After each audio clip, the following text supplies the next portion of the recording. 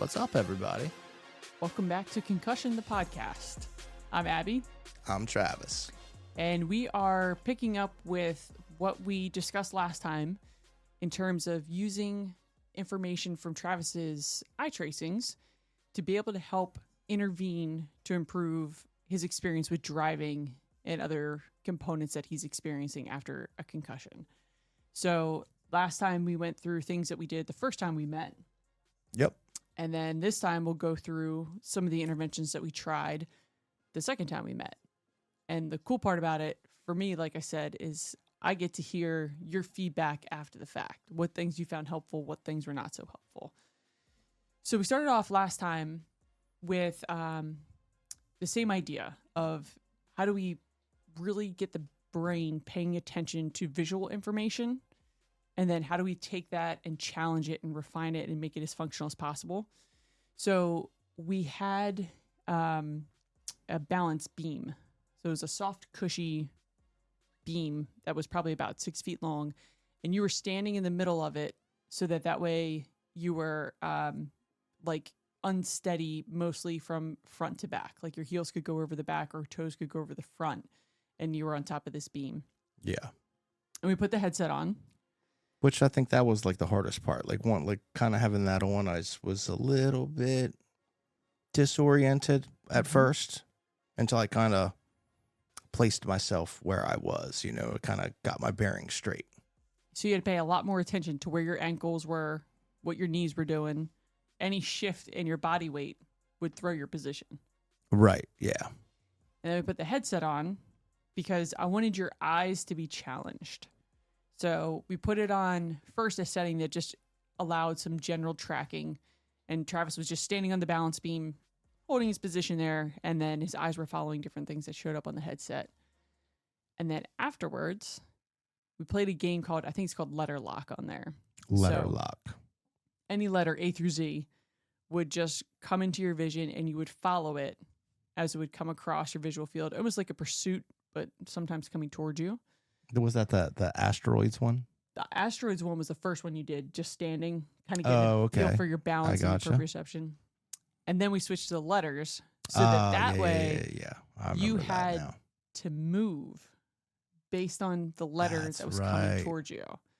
So he's on this balance beam and he can take side steps to stay on the balance beam. And then I could control how quickly the letters would switch. Gotcha. Okay. And the rule was when it's a consonant, you sidestep left. Right. When it's a vowel, you sidestep right. And there was a bunch of Y's in there. I didn't expect to see much Y's. We included Y as a vowel. Yes. Y's was that time a vowel. Yes. And we set that ahead of time so that way he knew A, E, I, O, U, sometimes and Y. Yep, and Y. Would be included. So as I could change the pace, he had to react. So if a vowel came towards him, he would sidestep accordingly and had to be very aware of where he was putting his foot. So he had to really pay attention to his balance and all that information coming up through his body. Yeah. And spatial awareness was huge, especially with feeling like your vision was out of it. You had to really rely on your foot placement, all the changes that you felt through your joints. Yeah. And your body was super tuned in to what your brain was super tuned into what your body was feeling. Yeah. And I knew that the beam that I was standing on didn't go on forever. So I was like, well, I don't want to step off the end of it. So I was that was kind of on my mind too. But yeah. Like being able to make sure your step size is appropriate versus just taking one big step off the side of it. Correct. Yeah. And we didn't elevate it off the ground. So this balance beam was on the ground, just for those who may be concerned about the danger I would put him in. So but I would be willing to do that in the future if I get squared away enough. That sounds like a challenge. Like a realistic gymnastic balance beam that's like 4 feet off the ground. Yeah, like the calisthenics thing. I mean, that would really raise the level of intensity. That's next episode, definitely. Yeah. Or maybe like 10 down the road.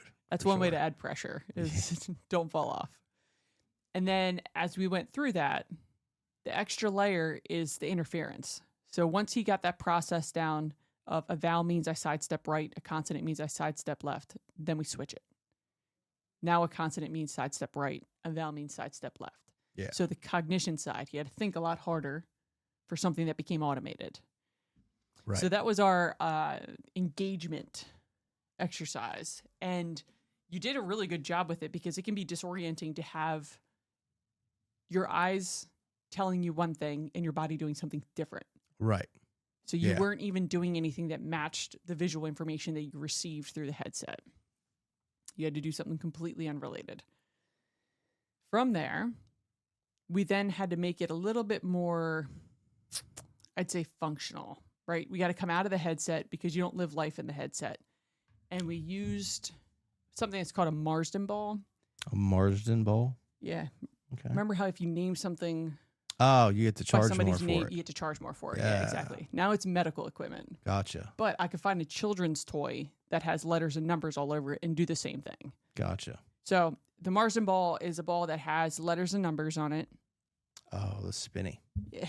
Yeah. And it hangs from a string. And we can have the ball swing back and forth. We can spin the ball, spin it, and have it sway back and forth.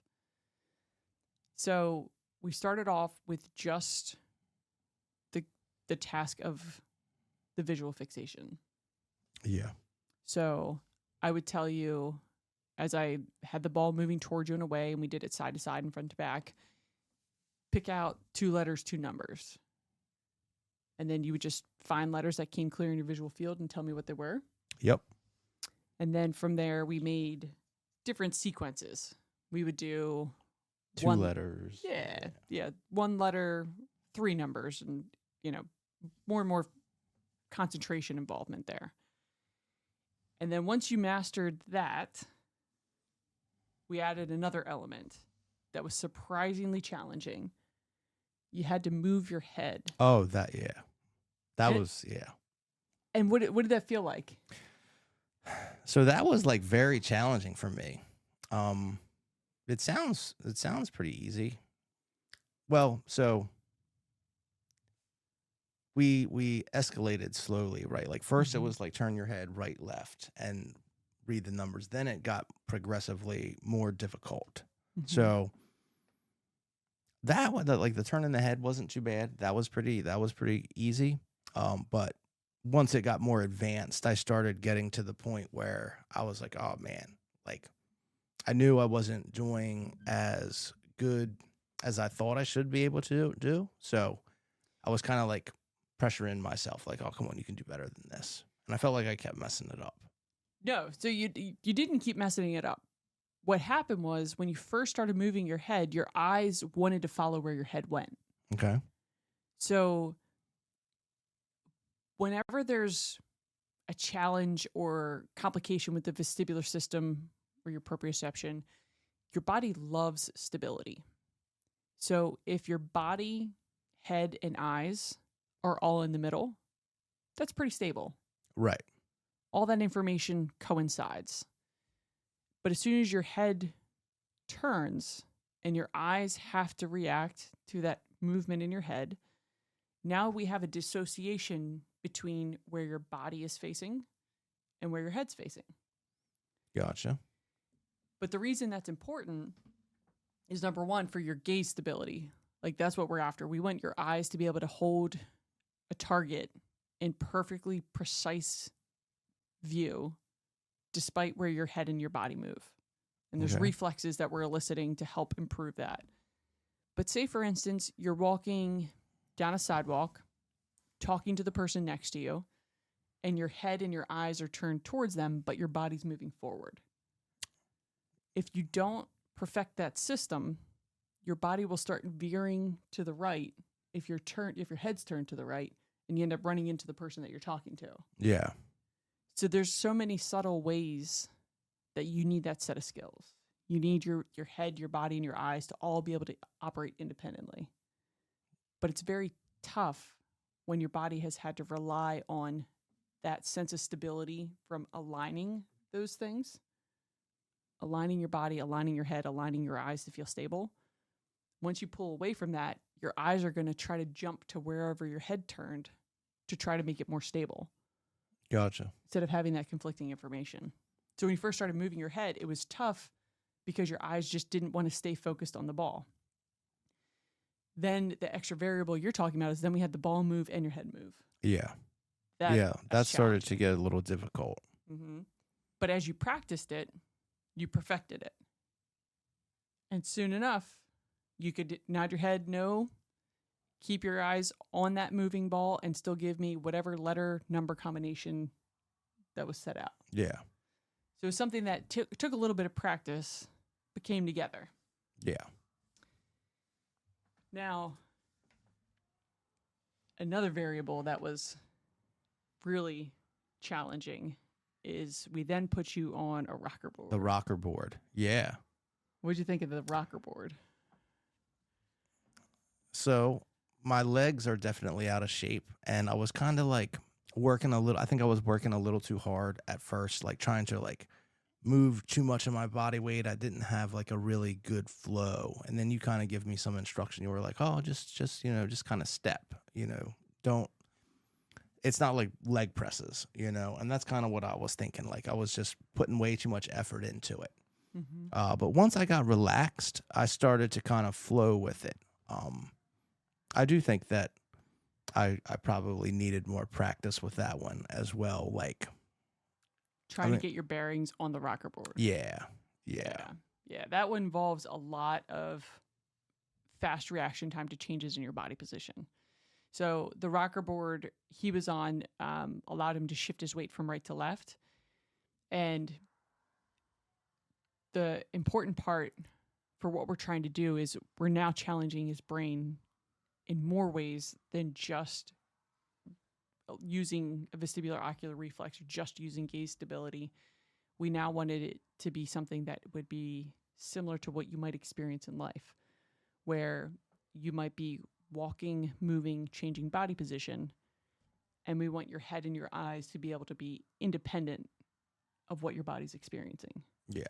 So you should be able to have 1 foot on a step, 1 foot on the ground, turn your head and your eyes, or turn just your head and not your eyes, and not have any of that unsteadiness. Right. So we practiced the rocker board first, then you got the hang of it. By the end of this, you were moving back and forth on a rocker board, moving your head side to side, so using a VOR, and using visual fixations to pick out things on the ball. If we had just started with that, that would have been such a tough task to conquer. Oh, yeah. But I tell you, that seems like how I usually take life. Like, I usually start with the hardest thing and then work down to the easier things. Like, I'll start with a thing like, definitely probably should not start there. Like, I like, even since I was a kid. You're like, a deep end kind of kid. Like, I learned how to skateboard on a ramp on a 6-foot half pipe. Like, not the sidewalk, huh? Not well. So I could skate on the sidewalk, but just like a ramp. Like it was like 6 foot straight down, and I didn't learn on like a 3-foot ramp. It was just like, let's just go max pain. Deep end, sink or swim. Yeah, that's it, man. Just throw me in. Yeah. Yeah. So on the intervention side, I would much rather you perfect skills and then put them all together, and you did it beautifully. Well, thank you. But by the end, you were doing something that was really complicated. Involved an awful lot of challenge to your sensory system, to your visual system, to your motor system. But you're able to put it all together in a way that forced your brain to work hard to coordinate all these different tasks in a way that could help improve your proprioception and your visual system, which, like we said, our whole goal here is how do we make driving more tolerable? Yeah. How do we get Travis back to expert level driver instead of ordinary Joe driver? Yeah. So that visual system and body position sense are really important to be able to do that. But it was cool to see you work at it and master it. Yeah, it definitely took some effort. Like it wasn't just easy peasy. I definitely had to think about it and concentrate. Yeah, it took a lot of thought to be able to get it all coordinated. And then we'll hold off with that side of things for the interventions, and we'll go through some other ones that we did next time, just because we want to kind of take this in bite-sized pieces. Yeah, so it's a lot. Yeah, it is a lot. But I tell you, Ab, like I know, and maybe this is placebo, but I swear I know we're trying to get like emotions under control and like driving back to normal. And I'm telling you, like today and yesterday driving home, like I really felt like pretty calm. Really? Yeah. Like I don't know if it's just like I said, like a placebo type thing, or if it's like actually working, but like I really have been like a little more calm driving home. Like literally like That's even since amazing. last week, since last Tuesday, like I You know, drove home and it was like I was a little bit like upset, but it wasn't crazy, you know. And then all the rest of the week, maybe I don't know, maybe traffic's a little bit, I don't know, but I've been a little bit more calm. you know what we should have done to just figure out if this is a placebo effect? We should have told you from the beginning, switch your toothpaste from Crest to Colgate, and that'll improve your driving, and see how you felt after a week of that, and then see if we had the same carryover. That's a pretty good idea.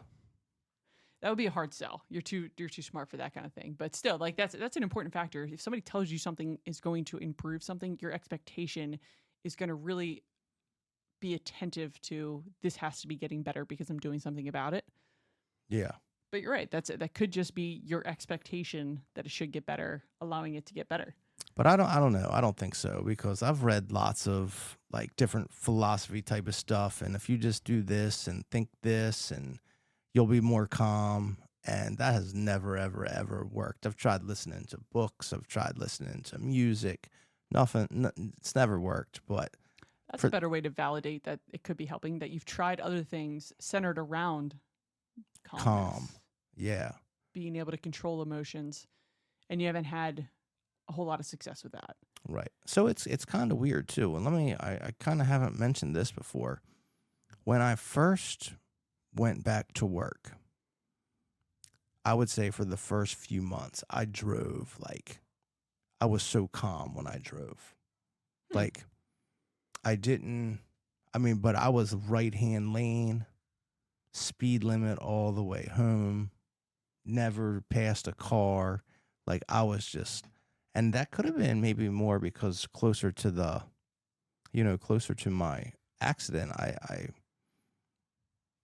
definitely couldn't process information at barely all. You know, like I said, I went to work and then had to come back out of work. Yeah. And that was during that time, you know, when I was in work for the first time. You know, I drove like super slow home, and I was like, well, I'll get there when I get there. But now that I'm getting back to normal life, it's like maybe that part got fixed. Like, all right, you need to hurry up and get home. You got more to do. But yeah. Like when you first went back to work, that was your only focus. Right. So like if you got home 2 hours later, it didn't matter because you didn't have anything else you wanted to do. Right. It was just survive the day. Right. And it was get home and go to sleep. And like just, you know, wasn't no like podcast or anything like that. Yeah. Yeah. No production studio. No production studio. No, just So as your then you came back out of work, and then when you went back, you were a little bit more active outside of work. So your urge to get home might have been a little bit more pressing. Yeah. Yeah. And then the pressure of getting home faster probably returned at that point. Yeah, the calm driving didn't last too long. Like, it was just... Because, I mean, so before, like, I didn't get, like, angry, but I still got home pretty quickly. You know, I would drive pretty much as fast as I could to get home. You know, because I'm always late to get home. I'm never late to work, but I'm, like, literally every day I'm late to get home. It's terrible. But like I said, there for a while, you know, I just drove super slow, super calm, right-hand lane all the way, never passed anybody. And I even had somebody mention to me at work, like, man, I see Trav, like, he's always just, like, chilling in that right-hand lane. Not now, though. Like, there goes right lane Travis. Yeah. Yeah. And I was like, well, you know, man, I'm just listening to a book and just no hurry. So what do you think changed from your perspective? Like when did driving really become something that like got such an emotional response, created so much aggravation, was such a sore point of your day? So I would say some point in probably 2017. So at some point in that year, maybe after I didn't get that job that I wanted, I started to get a little bit more irritated at things, and it kind of just added up. Maybe So that was a couple months after you went back to work the second time. the first time. Oh, So the first time. the second time I Oh. went back to work, I did get that job. Oh, okay. Yeah, but the first time But the rage and the anger with driving started before that. yes. Okay. Yeah. Interesting. And It didn't help, like the whole not getting the job thing Yeah. didn't help, but it didn't cause it for sure. yeah. So what you've been noticing over the past week or two, where you feel more calm driving, what do you think you've noticed in terms of what relates to it being a more pleasant experience? That's a good question. And, and I was thinking about that on the ride home today. I was like, what is different? Like what is different? And I couldn't think of anything like real big except what we've been doing. I mean, literally, there's nothing. Yeah. I mean, I don't know. It's kind of blows me away. Yeah. So I know I always bring things back to the athlete perspective, but that's just like the most studied part of concussions and visual performance. So when an athlete after a concussion is thrown into a visually chaotic environment. So let's say with basketball, it's a lot of moving pieces and they move quickly. An athlete cannot articulate that my gaze stability is off. My visual reaction time is slower. You can't put words to that because Right. it's such a fast slip of gaze stability. Like that half a second, quarter of a second, or eighth of a second slip in precision is not something that's really conscious. Yeah, definitely not. So it's so hard for them to say anything other than something feels off, or I'm not at my usual performance, or things just seem slower. Like there's things descriptions that they use that kind of dance around it, but it's not in anybody's vocabulary that my vestibular reflex is delayed. Right, yeah. But that's what you're training, and that's what you're noticing that improves it. So sometimes it takes identifying what it is that needs to be addressed to be able to now have something to relate to what it is that you're experiencing. So with all the work that you did last time to improve your visual reaction time, your tracking, your pursuits, all that could mean that now your brain is more aware of those skills that are needed to be able to track a car that's approaching you on the side. And as you need to process that information, it's happening a lot smoother. It's taking less concentration and it's less tax because your eyes are keeping up with that information. I gotcha. And then with what we trained this time, that would be a skill that would carry over to, let's say you're in the right-hand lane, you need to get in the left-hand lane. So your body is facing forward. Your head and your eyes go off to the left to check over your shoulder. And then you need to come back and make sure you didn't veer off to the side when your head and your eyes moved. Yeah. So you trained that system exactly. And we trained it exactly like that.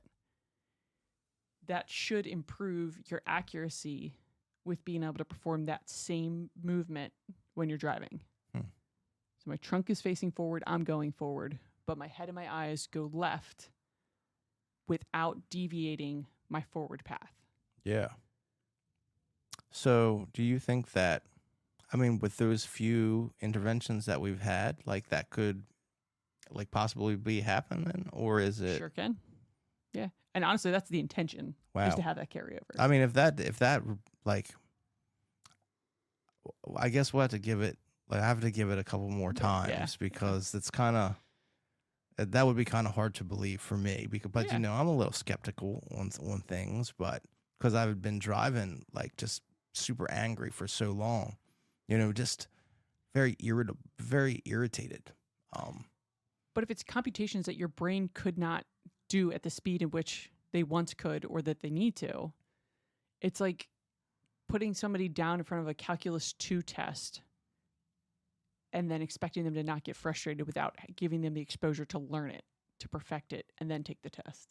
So I think I could process what was like happening, but it just aggravated me more. Like it just made me more it was more mad. taxing. Like I could still do it, but when you go from level, say 1, and it's cool, calm, and collected, to level 5, you're like halfway there, and it seemed like the little things that people would do would just get me to that position faster. Mm-hmm. I was more irritable, and driving especially. Well, the only thing to blame is other people, right? Because that's the only thing that's changing is what's moving around you. Yeah. But if you don't have the opportunity to identify that person that's passing me or cutting me off is challenging my reaction time or putting my brain in a situation where it has to work a lot harder to process everything that's going on, that could certainly be more aggravating. Yeah. Lead to a lot more frustration. Oh, yeah. Yeah, very frustrating. I would get very frustrated driving. But I tell you, man, today, like, I've actually noticed, I mean, if that is really working, I'm like, let's do more. Right. Like, help me. I'm glad you said that because there's a lot more to do, and your buy into it makes a big difference. And actually, a patient asked me that I think a couple months ago. He wanted to know, does the expectation of getting better mean that I'll get better, or the expectation of not getting better mean that I won't get better? Man, that's a great question. And the answer is yes. Expectations guide outcomes. Yeah. So because you're bought into this and you understand where the carryover is, you expect it to help. That does influence outcomes. Yeah. So like one of my favorite quotes is like, whether you think you can or you think you can't, you're right. Yeah. Wow. Yeah. But there's been a lot of research in that area because we now know that we can say that so confidently. Expectations guide outcomes, but the work has been done to prove it. So like the power of belief. If I believe something, mm-hmm. that's pretty amazing to me. Mm-hmm. Like we're not even going to get into the rice experiment, like some weird, crazy things that I've seen and the power of belief. Cause I have these, great conversations with my friends at work all the time. And we get like super far out there, Yeah. I mean, we almost had all the world's problems solved this morning, but we had to work. So we had to go to work. So we couldn't do that it. Ruined but that. It was this close. We were this close to figuring everything out. Yeah. But if only your boss didn't make you get up and go do something. I know. We all suffer because of it. Yeah. Well, I'm going to file a complaint. Yeah. So in the last episode, you brought up that you had 3 months off. 3 months off. For COVID. Yeah. So you had 3 months of time around the house. Yep. And you're not going to be idle during that time. Oh, no. So no, definitely not. I'm very curious. So you told us about what you built in your garage, like that the French cleat wall. Yep. Built to store the tools. Yep. What else did you make? So I started to think about that, and I started to write stuff down. Okay. And come to the conclusion that every single thing I did and built was for my wife. Literally. I built that entire 1, 2, 3, 4, 5, 6, 6 huge flower beds, but instead of flowers, raised beds. Yep, did all these raised beds. I built these obelisks, the obelisks out front, and people will randomly drive by and ask where we bought them. Yeah, so I'm like, I built them. And then one lady asked if I could build her one, and I said, no, you're not my wife. I'm not building, obelisk, get out of here. But yeah, so mostly outside projects. Oh yeah, pretty much. Let's see. Oh, another thing I did was I tried to start a TikTok, YouTube type thing, where I would video myself and my granddaughter doing science projects. So I was trying to get her science-y type stuff. She liked hanging out with me, but I don't think that she. What were some of the science projects? let me think. There was one where we put these two, like, it was kind of like a vinegar and baking soda type deal in Thank a bag. goodness. You have to do that one. Yeah, did that one. So what color did you repaint the ceiling? Oh no, we did it out in the garage. Okay. Yep, it was all good. It was all good. Let's see what else. So the obelisks, we did the raised beds. We basically all that whole flower stuff that you see out there, like that was done during the COVID months. It's a very majestic garden. We like it. Yeah. Yeah. Ange has a whole YouTube channel on that. She has like, I don't know, 500 followers. It's all very well done. Yeah. She's a good gardener. Yeah, she's a good gardener. Okay. So the only thing you got to build yourself was that French cleat wall. That's it. That's it for 3 months. Yeah. So you were eager to go back to work? No. No. No, I enjoyed it. I love, like, hey, house husband. I'm trying to get that job. Like, I would love to do that. Like, hey, I'll just take care of everything. So did you learn how to cook? No. I did, but I did learn I did learn a few things. I learned that picking out dinner every single night, like, that sucks, man. That's hard. Look, I don't not give my wife enough credit for stuff. Like, just trying to figure out what to have for dinner, like, that's hard. So how long did you stick with that job? A week. Yeah, like a week. That's it? Yeah. On Monday, Tuesday, Wednesday, Thursday, Friday was enough for you to throw in the towel. Probably Wednesday. I was like, yeah, I'm done with this. Like, trying to find something to That eat wasn't even every cooking night. it. It was just figuring it out. Yeah. Just deciding what it was going to be. Yeah. Not even cooking it. Right. Because I would go to the grocery store and buy it. Okay. Wow. All right. Yeah. What else did you learn about your house husband role? So I do better laundry than my wife does. Like, clothes smell way better when I do them. What's your secret? So I use softener. I know a lot of people are like, oh, you can't use softener. It's so bad for you. I'm like, whatever. So I do they got to match. Okay. So you separate them?